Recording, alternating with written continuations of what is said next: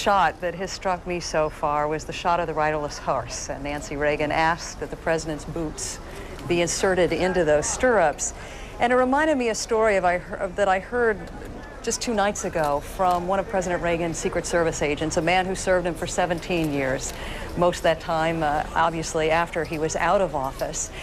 And he talked about how they spent a lot of time riding on the ranch together, and there was a day where he didn't think the president mounted the horse very well, and he was shaken by that. And he went back to Mrs. Reagan at the ranch and said, "Mrs. Reagan, I think that should be the president's last ride." And she said to him, "I can't tell him that.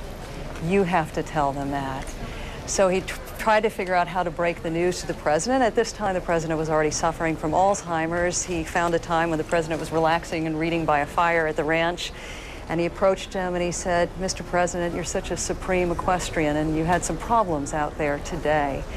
And he said, "I think it would be a good idea if you stopped riding." And he said the president looked at him with this look of wisdom in his eyes, and he said, "I know, you're right." And he said from that point on, they never had another discussion about riding.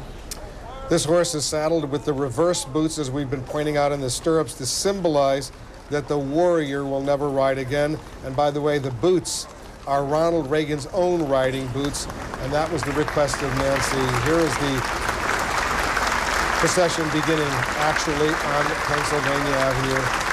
And this process will continue for some time until it reaches Capitol Hill.